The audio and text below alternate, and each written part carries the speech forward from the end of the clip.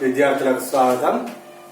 ఇంతకు ముందు తెలుగు సందులలో అకార, ఇకార, ఉకార 3 సందుల గురించి చెప్పుకోవడం జరిగింది.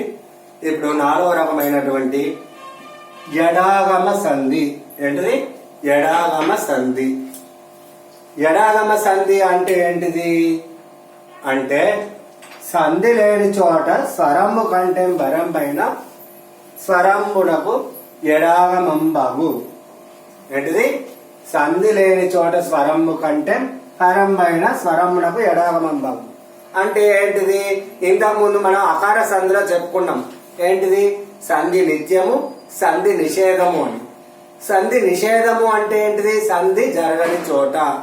ఎక్కడైతే సంధి జరగదో అక్కడ యా అనేది ఆగమంగా వస్తుంది అని చెప్పుకున్నాం. ఒక ఉదాహరణ ఏంటిది? మేనా ప్లస్ అల్లుడు, మేన ఎల్లుడు. అది అకార సంధి అయింది, కానీ సంధి జరగదు.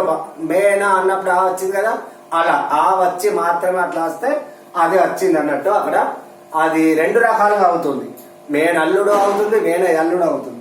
కానీ ఇక్కడ చూడండి, ఉదాహరణ మనం గమనిస్తే యా ఆగమంగా వచ్చే సంధి కాబట్టి ఎడాగమ సంధి. మా ప్లస్ అమ్మ. ఏంటిది? మా అమ్మ కావాలి అసలు. ఏంటిది? మా అమ్మ. ఇలా అకార సంధి ప్రకారం అయితే ఎలా కావాలి? మా అమ్మ కావాలి. ఇక్కడ మా అమ్మ అంటే అర్థవంతంగా ఉండదు కాబట్టి ఇక్కడ మన తల్లి అనే అర్థం వచ్చే విధంగా రావాలంటే ఇక్కడ సంధి నిషేధం.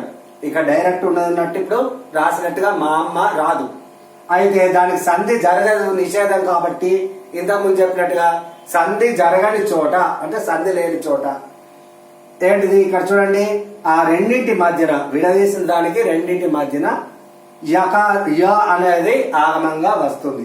అప్పుడు మా ప్లస్ యు ప్లస్ అమ్మ అవుతుంది. ఈ యకారానికి ఆ కలిసి యు ప్లస్ ఆ కలిసి యా అవుతుంది. అప్పుడు మాయమ్మ అవుతుంది. చూసారా? ఇక్కడ పరపదంలో ఉన్న ఆ దేనికి కలిసింది? ఆగమంగా వచ్చినటువంటి యకారానికి కలిసింది. యు కాస్త ఆ అయింది యా. యు కాస్త ఆ కలిసి యా అయిపోయింది, మాయమ్మ అయింది.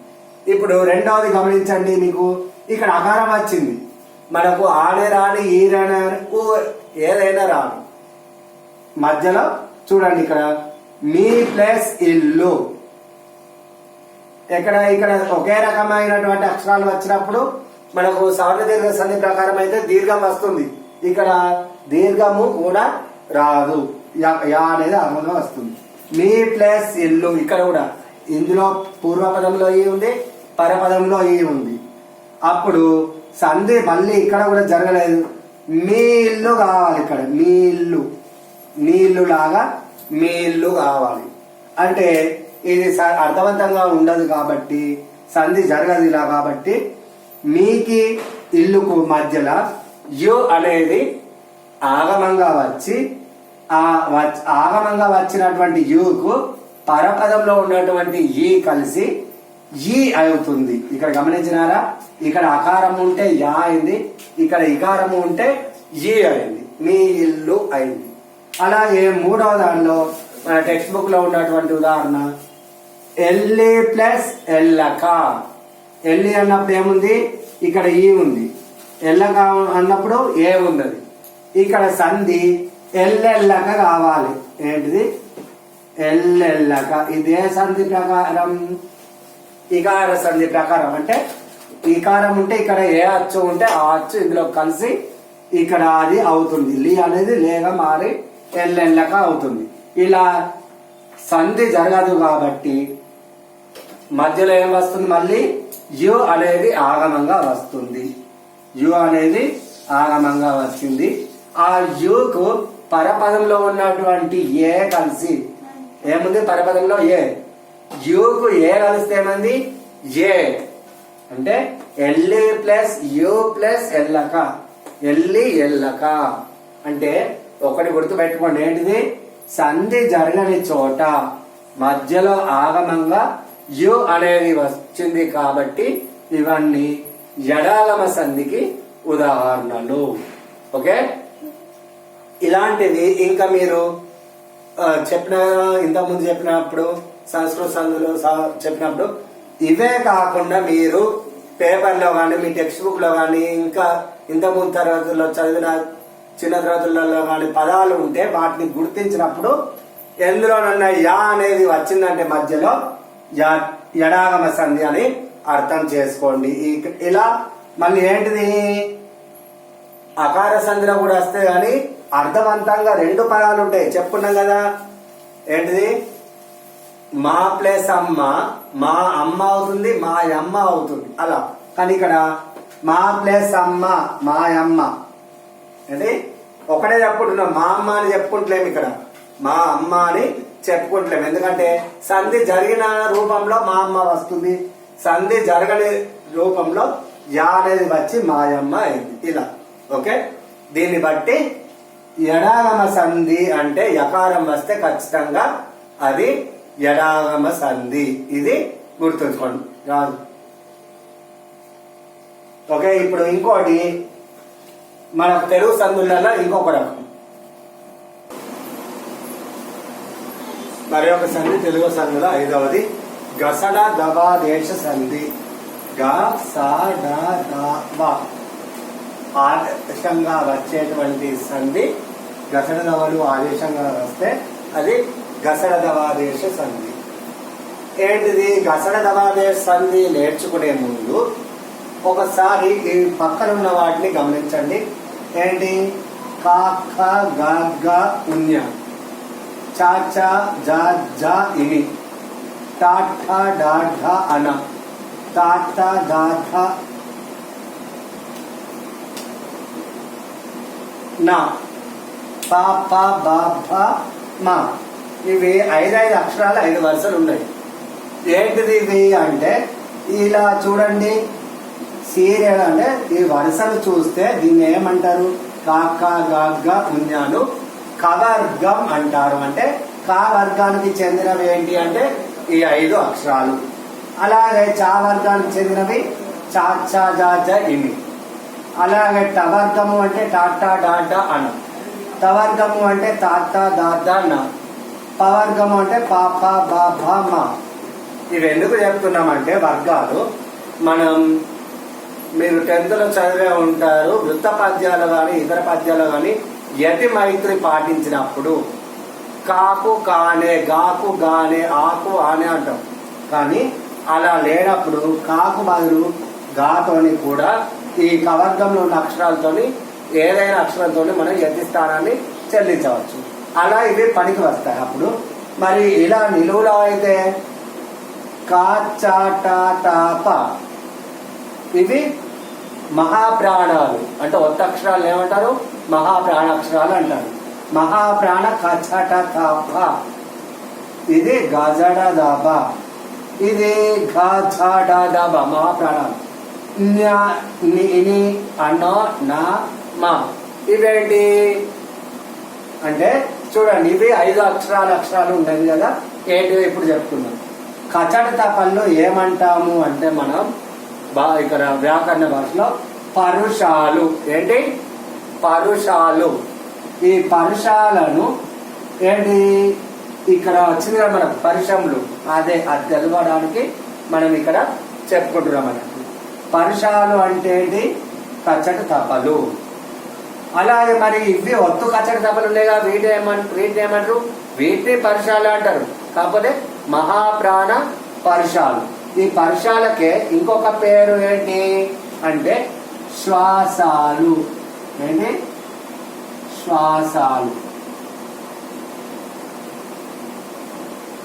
శ్వాసాలు అంటే ఏంటి? మీకు ఖ ఛ ట త ప ఇలా మనకు శ్వాసకు సంబంధించి శ్వాసతో పలుకుతాం కాబట్టి వీటిని శ్వాసాలను కూడా అంటారు.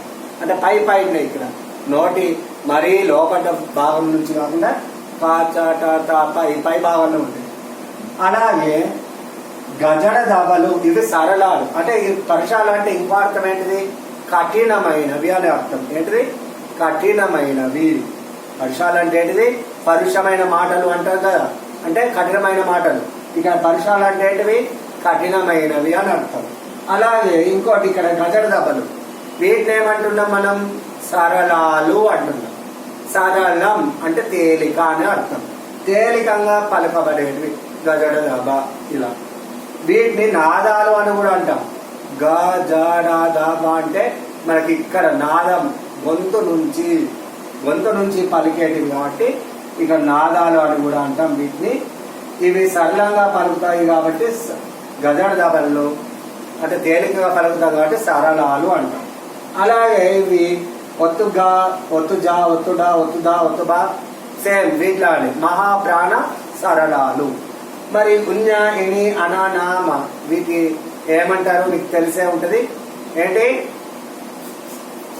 అనునాసికాలు అంటే నాసికతో అనేవి, అంటే నాసికతో పలుకబడేవి కాబట్టి వీటిని ఈ 5 అక్షరాల్లో అనునాసికాలు అంటారు. గుర్తుపెట్టుకోండి. ఇలా అయితేనో ఈ మొదటి అక్షరం వర్గం అంటాం. అంటే కవర్గం, చవర్గం, టవర్గం, తవర్గం, పవర్గం.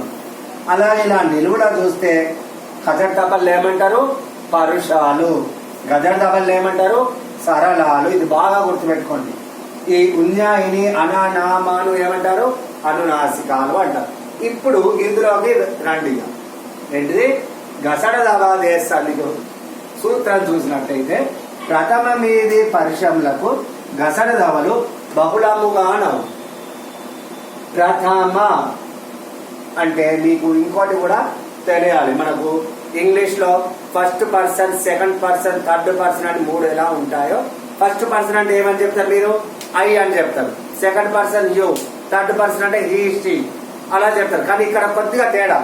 ఫస్ట్ పర్సన్ అంటే ఇక్కడ పైన చిన్న రాస్తున్న చూడండి, మీకు మళ్ళీ నోట్స్ పంపుతా. కానీ ప్రథమ ఇది పురుష, ఇక్కడ రాస్తున్నప్పటి ఏంటిది? నాట్ పరుష కాదు, పురుష. ఏంటిది? చూడండి, గమనించండి. ఇది పరుష, ఇక్కడ పురుష. పర్సన్ అన్నట్టు. ఫస్ట్ పర్సన్ అంటే అక్కడ ఏమొచ్చింది మనకు? ఐ వచ్చింది ఇంగ్లీష్ లో.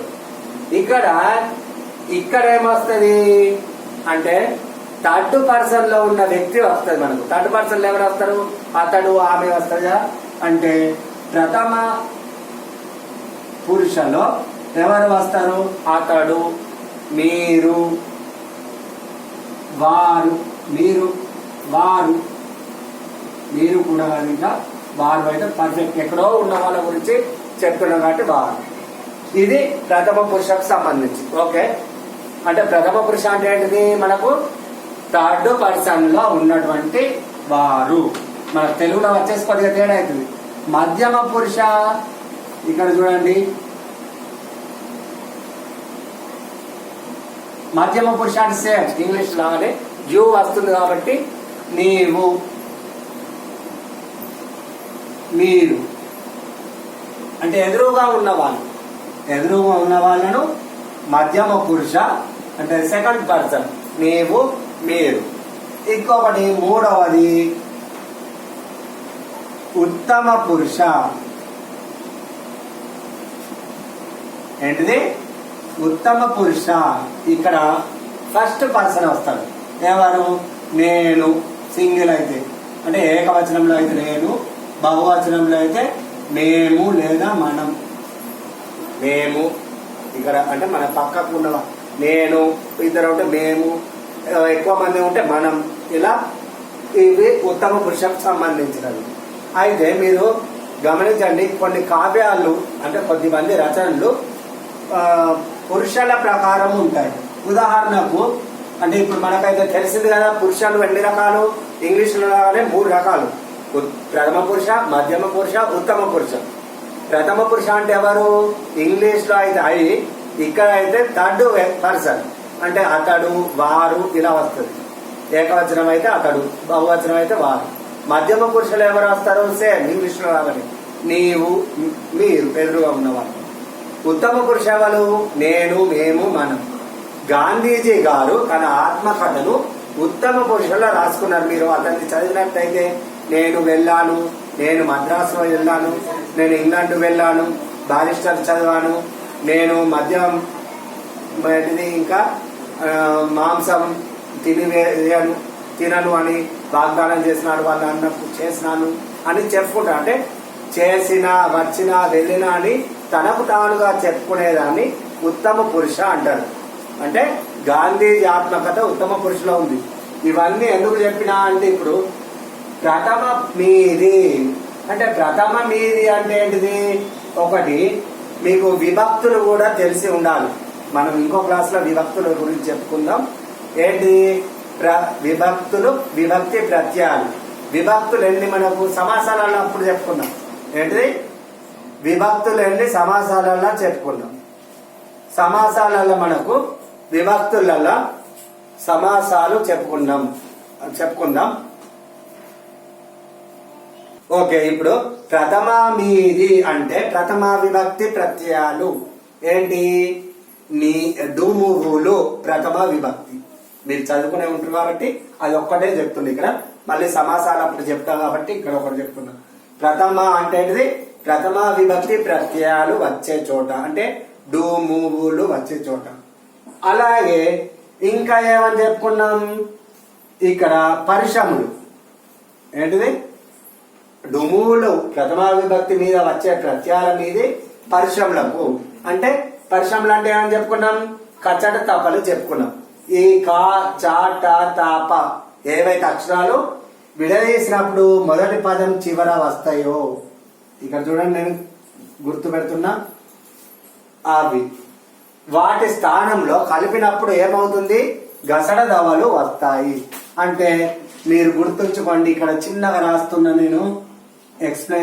నేను చెప్పేది అంటే వినండి, ఇక్కడ కనిపించకుండా వినండి. కచట తప విడదీసినప్పుడు ఏముండాలి? పూర్వపదంలో మొదట కచట తపలు ఉండాలి. ఇవి ఉంటే ఏంటిది? విడదీసినప్పుడు పరపదంలో రెండవ పదంలో కచట తపలు ఉండాలి. మొదటి పదంలో ఏముండాలి? డుమువులు అవి ఉండాలి. మొదటి పదంలో డుమువులు ఉండాలి. తర్వాత రెండవ పదంలో మొదటి అక్షరం ఏముండాలి? కచట తపలలో ఏదో ఒక అక్షరం ఉండాలి. ఇక్కడ 5 అక్షరాలకు సంబంధించి 5 ఉదాహరణలు రాయడం జరిగింది, గమనించండి. విడదీసినప్పుడు కచట తపలు వస్తే కలిపినప్పుడు ఏం రావాలి? గా అంటే కా వచ్చిందంటే కలిపినప్పుడు గా, చా వచ్చిందంటే సా, టా వచ్చిందంటే డా, తా వచ్చిందంటే దా, పా వచ్చిందంటే వా. ఓకే, అర్థమైందా? అంటే గసడ దవలు వస్తాయి. కచట తపల స్థానంలో గసడ దవలు వస్తాయి. మరి ఇక్కడ ఇంకా బహుళముగా నవ్వు అని కూడా చెప్పుకున్నాం. ఈ బహుళముగా నవ్వు అంటే ఏంటిది? గసడ దవలు రావచ్చు. అంటే ఎలా? సంధి మనకు బహుళము అంటే అకార సంధిలో చెప్పుకున్నాం. నిత్యము, నిషేధము, వైకల్పికము, ఇంకోటి అన్య విధము అని. ఇక్కడ బహుళము అంటే ఆ 4 ఏవైనా రావచ్చు. 2 రావచ్చు, 3 రావచ్చు, 4 రకాలు రావచ్చు. ఇక్కడ 2 రకాలు వస్తుంది. చూడండి, ఏంటిది? సంధి నిత్యంగా వస్తుంది ఒకటి, ఇంకోటి సంధి వేరే అన్య. ఇక్కడ వేరే అంటే నిషేధము అని కాకుండా మనకు గసడ దవా దేశాల ప్రకారము గసడ దవలు వస్తాయి. సంధి నిత్యము అన్నప్పుడు ఉన్నది ఉన్నట్టుగా కా అంటే కా, చా అంటే చా, టా అంటే టా, తా అంటే తా, పా అంటే పా. ఒక్కసారి ఉదాహరణలు చూస్తాం మనం. ఏంటి? ప్రథమ మీది పరిశ్రమలకు గసడ దవలు బహుళముగా నాము చెప్పుకున్నాం కదా. ఇది బాగా గుర్తుపెట్టుకుంటే పరిశ్రమలు అంటే కచ్చడ తపలు, గజడ దవలు అంటూ సరళాలు అంటారు. వాడు ప్లస్ కొట్టే, వాడు ప్లస్ కొట్టే ఏమవుతుంది? కలిపినప్పుడు కా స్థానంలో ఏది రావాలి? గా రావాలి. కాబట్టి వాడు గొట్టే అవుతుంది. ఇది మనకు గసడ సంధి ప్రకారం వాడు గొట్టి. మరి బహుళము అన్నాం కదా, అంటే సంధి నిత్యము ఉందిగా బహుళంలో ఒక రకం ఉన్నది ఉన్నట్టు ఉంటే వాడు కొట్టే, మళ్ళీ అలానే వాడు కొట్టే ఉంటుంది. 2 రకాలు ఉంటుంది. రెండవ చూడండి, చాకు సంబంధించి అప్పుడు ప్లస్ చనియే. చాకు ఏది రావాలి? గసడ దవలలో 2 అక్షరం. ఈ వరుస క్రమం ఇలానే ఉండాలి. ఓకే, కచ్చట తప 5 అక్షరాలు, గసడ దవ 5 అక్షరాలు, అదే వరుసలు. చా వస్తే ఏం రావాలి? సా రావాలి. కాబట్టి అప్పుడు ప్లస్ చని ఏమైంది? ఇక్కడ అప్పుడు సని అయింది. లేదా నిత్యము అప్పుడు చలి ఉన్నది ఉన్నట్టు. అలాగే మూడవది నీవు ప్లస్ టక్కర్వి, నీవు డక్కర్వి, నీవు టక్కర్వి.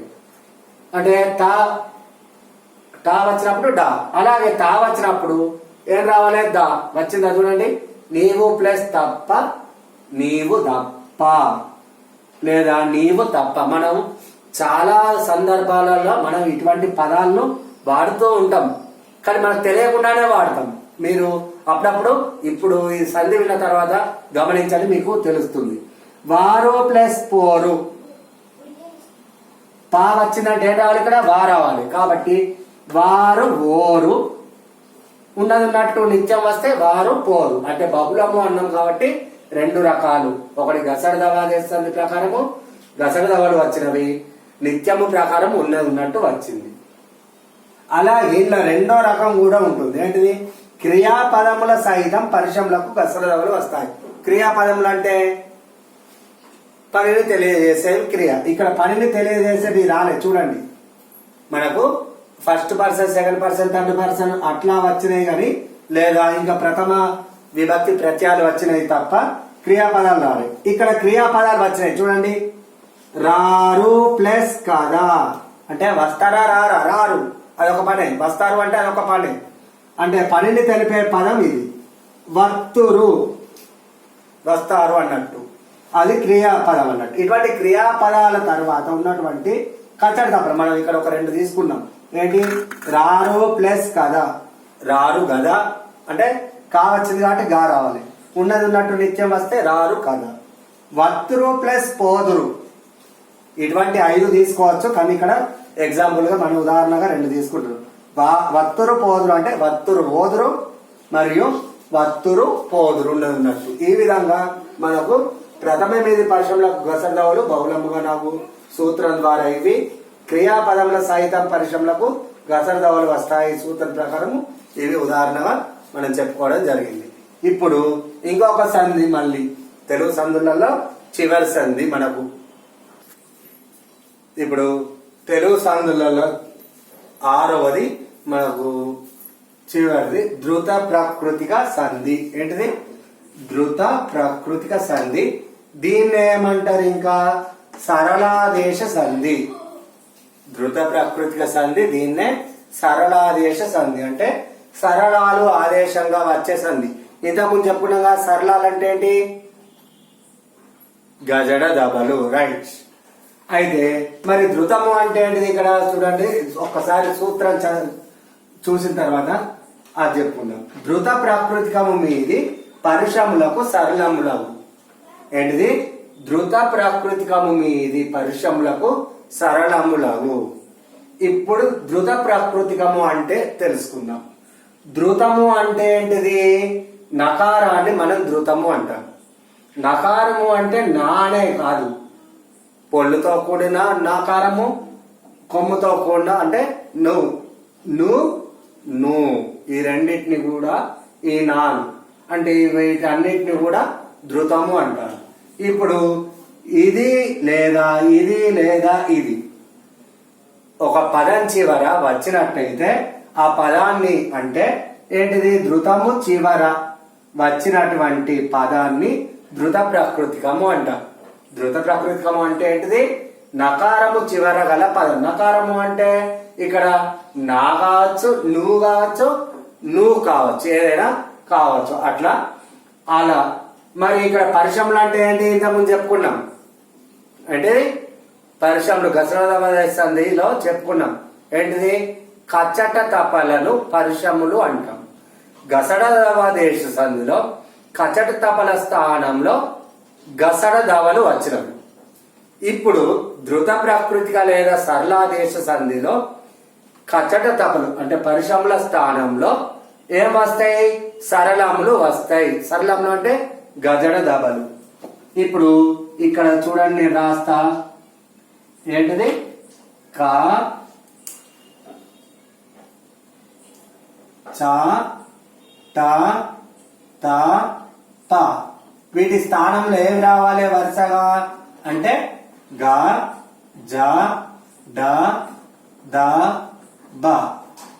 ఇప్పుడు గుర్తుంచుకోండి, ఏంటిది? గసరదాదేశ సంధిలో కచట్టపల స్థానంలో గసరదవలు వస్తే ధృత ప్రాకృతిక లేదా సరళాదేశ సంధిలో కచట తపల స్థానంలో గజడ దవలు వస్తవి. వాటికి సంబంధించి ఉదాహరణలు చూడండి. పూచెను చూసిరా, పూచెను ప్లస్ కలువలు అంటే కా వచ్చింది, కచట తపలు పర్షం వచ్చింది, కలిపినప్పుడు ఏమైంది సరళం వచ్చింది. సరళలో ఏంటి గజడ దబలు. ఈ విధంగా నకారము ఉండి అంటే ధృత ప్రాకృతికము ఉండి దాని మీద అంటే తరువాతి పదంలో పర్షము ఉన్నట్టయితే అర్థమవుతుంది కదా. నకారము అంటే ధృత ప్రాకృతికము మీద అంటే తర్వాతి పరపదంలో పర్షములు అంటే కచటపల్లలో ఏది ఉంటే కా ఉందనుకోండి వరుసగా గా వస్తుంది అంటే సరళములు ఆదేశంగా వస్తాయి. పూచెను ప్లస్ కలువలు, పూచెలు గలువలు. ఇక్కడ చూడండి తోచెను ప్లస్ చుక్కలు. 5 ఎగ్జాంపుల్, 5టికి చా స్థానంలో ఏది రావాలి, జా రావాలి. తోచెను చుక్కలు. అలాగే చేసెను ప్లస్ టక్కులు, టా స్థానంలో డా, చేసెను డక్కులు.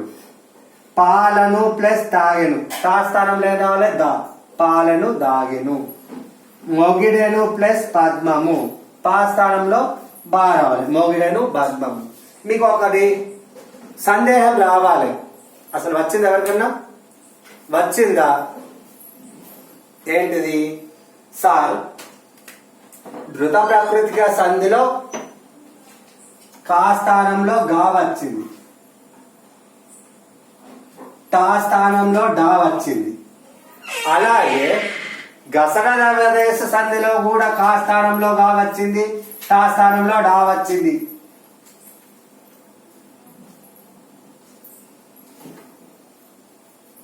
తా స్థానంలో దా వచ్చింది. గా సా దా దా వా అంటే ఈ 3 అక్షరాలు సేమ్ ఉన్నాయి. కా వచ్చినప్పుడు గా వచ్చింది, టా వచ్చినప్పుడు డా వచ్చింది, తా వచ్చినప్పుడు దా వచ్చింది. మూడిట్లో కూడా సేమ్ ఒకే రకంగా వచ్చినవి. ఎందులో గసరదాదేశ సంధిలో, ధృత ప్రాకృతిక లేదా సరళాదేశ సంధిలో. మరి వీటిని ఏ విధంగా మనం గుర్తించాలి?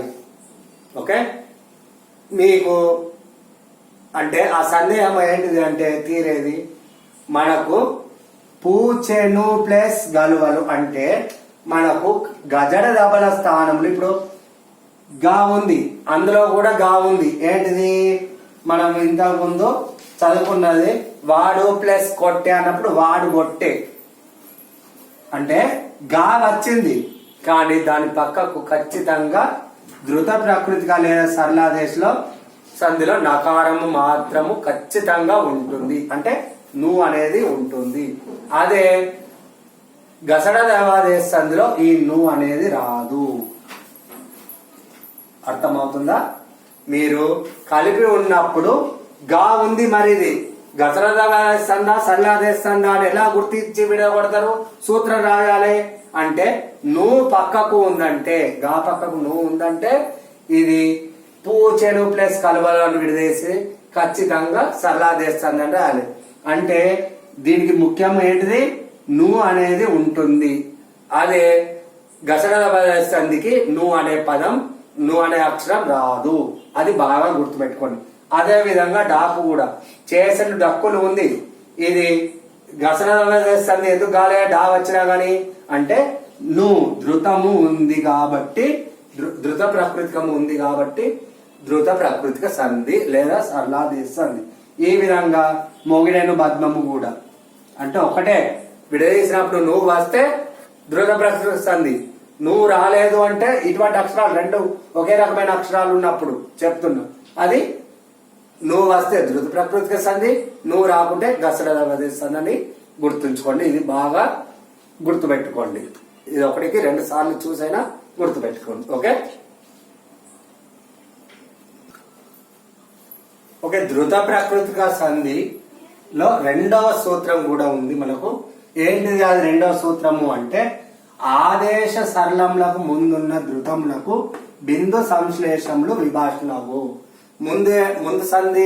ముందు సూత్రం ఏమని చెప్పుకున్నాం?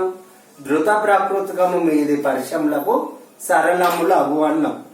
అంటే ధృత ప్రకృతికం మీద ఉన్నటువంటి పరిశ్రమలకు సరళములగు అని చెప్పుకున్నాం. మొదటి సూత్రం ప్రకారం ఇక్కడ చూడండి, ధృత ప్రకృతికము మీద ఉన్నటువంటి ఇది ధృత ప్రకృతికం ను అనేది దాని మీద పరిశ్రమలకు ఏమొచ్చింది? సరళము వచ్చింది. మొదటి సూత్రం ప్రకారం ఇది మొదటి సూత్రం ప్రకారం ఇది మొదటి సూత్రం ప్రకారం వచ్చింది. ఓకే, ఇది ఒకటో సూత్రం ప్రకారము ఇలా వచ్చింది. ఇది దీనికి సంబంధించింది కాదు, రెండో సూత్రానికి సంబంధించింది కాదు, మొదటి సూత్రానికి సంబంధించి ఎలా వచ్చిందో చూపెడుతుంది ఇక్కడ. ఇప్పుడు ఈ విధంగా అంటే ధృత ప్రకృతికం మీది పరిశ్రమలకు సరళములకు అయింది కదా, అలా ఆదేశంగా వచ్చినటువంటి సరళములకు ముందున్న ధృతములకు అంటే ఇది ఆదేశం వచ్చింది, సరళం గదర్ దగ్గర సరళములు అని చెప్పుకున్నా కదా, ఆదేశంగా వచ్చింది. దానికి ముందు ఉంది ధృతము, మళ్ళీ నువ్వు ఉంది కదా, మళ్ళీ దీన్ని విడదీసినప్పుడు ఒకవేళ ఇది మొదటి సూత్రం ప్రకారము ధృత ప్రకృతికం మీది పరిశ్రమలకు సరళం వచ్చింది. ఆదేశంగా వచ్చినటువంటి అటువంటి సరళములకు ముందున్న ధృతములకు ముందు ఇక్కడ ఉంది కదా, చూడండి ఇక్కడ విడదీసిన కలిపిన దాన్ని మళ్ళీ ఇక్కడ విడదీసిన ఏమని? పూచెను గలువలు ఉంది కదా, పూచెను ప్లస్ గలువలు, ఇది రెండో సూత్రం ప్రకారం. దీన్ని ఇలా విడదీస్తే ఏమవుతుంది అంటే ఈ ధృతమునకు ఆదేశం ముందున్న ధృతమునకు ఏంటిది? సరళానికి ముందు ధృతము ఉంది, ఇది సరళం, ఇక్కడ ఇది ధృతము. బిందు సంశ్లేషణలు విభాషణము. బిందు అంటే మనకు సున్నా, ఏంటిది? సున్నా. పూచెను ప్లస్ గలువలు ఏమైంది? పూచెన్ గలువలు. దీన్ని పలకడంలో తేడా లేదు, ఇక్కడ చూడండి, పూచెన్ గలువలు. నకారం వచ్చింది సున్నా అంటే పలకం, ఇక్కడ ఉన్నది సున్నా అయినా పలకడం ఎలా పలుకుతాం? పూచెన్ గలువలు. అలాగే అరసున్నా, ఈ అరసున్నాను ఎందుకు వాడినాం ఇక్కడ మనం అంటే ఇక్కడ బిందు అన్నప్పుడు సున్నా అరసున్నా మన కావ్యంలో పూర్వకాలంలో కవులు వాడినటువంటి అరసున్నా. పూచె గలువలు అంటే వాళ్ళకు మనం గణాలు కుదిరేటప్పుడు ఇప్పుడు సున్నా పెడితే గురువు అవుతుంది, ఇక్కడ ఈ మొదటి అక్షరం సున్నా అరసున్నా పెడితే గురువు కాకుండా లఘువే ఉంటుంది. అట్లా వాళ్ళు లఘువులు గురువులు కలయిక కోసం అంటే వాళ్ళ పద్యానికి సంబంధించి గణ విధంగా కరెక్ట్ గా వచ్చేటందుకు ఈ అరసున్నాను నిండు సున్నాను ఉపయోగించుకోవడం జరిగింది. దీన్ని పలకడం ఎలా పలుకుతాం? పూచె గలువలు. ఏంటిది? నకారం అనేది మధ్యలో రాదు, సున్నా ఉంటే నకారం వస్తుంది. పూచెన్ గలువలు, ఇక్కడ పూచె గలువలు. ఓకే, అలాగే దీన్ని చదవండి, సేమ్ మొదటి దానిలాగానే చదువుతాం. మీకు చూడండి, పూచెంగలువలు పూచెంగలువలు. చూడండి ఇక్కడ నేను ఒకటి రాస్తా అటువంటి పదాలలో, ఇది చదవండి.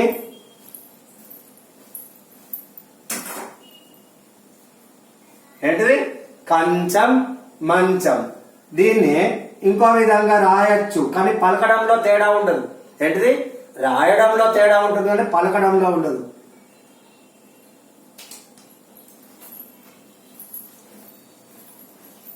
ఇది చదవండి, కంచం మంచం. ఇది కూడా ఇదేంటిది? ఇది కంచం, ఇది కంచమే, కానీ పలకడంలో తేడా లేదు కానీ రాయడంలో తేడా ఉంది. అలాగే మంచం, ఇది మంచమే, ఇందులో కూడా పలకడంలో తేడా లేదు, రాయడంలో ఉంది. అలాగే ఇది కూడా పలకడంలో తేడా లేదు అని రాయడంలో తేడా ఉంది. ఈ విధంగా మనకు ఒకే అంటే ధృత ప్రకృతికము మీది పరిశ్రమలకు సరళముకు వస్తాయి. అలా సరళానికి ముందున్న ఆదేశంగా వచ్చిన సరళానికి ముందున్న ధృతములకు బాగా అర్థమైంది. ఇది మొదటి సూత్రం ప్రకారము ఇలా వచ్చింది. అంటే ధృత ప్రకృతికం మీద పరిశ్రమ ఉంటే అంటే కచ్చడి తపలు ఉంటే గజడి దబలు వస్తాయి. ఆ విధంగా వచ్చినటువంటి వాటికి ముందున్న ధృతానికి బిందు సంశ్లేష, ఈ సంశ్లేష అక్షరం అంటారు. అంటే ద్విత్వాక్షరం అంటే కాకు కావత్తు, గాకు గావత్తు అంటే ద్విత్వాక్షరం. ఓకే, వేరే ఒత్తు ఉంటే సంశ్లేషము అన్నారు ఇక్కడ. అలాగే 0, అర 0 ఈ సంశ్లేషలు అనేవి రావడం జరుగుతుంది. 2, 3 రకాలుగా రావడం జరుగుతుంది. ఇక నేను ఒక ఉదాహరణ మీకు పూచను గలువలు ఇచ్చినాను. అలాగే తోచను జుక్కలు, ఇంకా చేసెను డక్కులు, పాలను దాగెను, మొగుడెను పద్మము, మొగుడెను పద్మము. ఈ విధంగా అన్ని ఇలా మనం తెలుసుకోవాలి, ఇలా వస్తాయని. ఓకే, ఇక్కడికి మనకు ఉన్నటువంటి తెలుగు సందులు అన్ని చెప్పుకోవడం జరిగింది. ఇప్పుడు నేను మీకు ఈ తర్వాత క్లాస్ వరకు, అంటే మళ్ళీ రేపు లేదా ఎల్లుండి కూడా కావచ్చు, తర్వాత క్లాస్ వరకు ఇవన్నీ కూడా మీకు నోట్స్ రాసి పంపుతాను. ఖచ్చితంగా అందరు ఫేర్ నోట్ రాసుకోవాలి. ఓకే ఓకే, అందరికీ ధన్యవాదాలు. విజయవంతంగా సందులన్నీ చెప్పుకోవడం జరిగింది.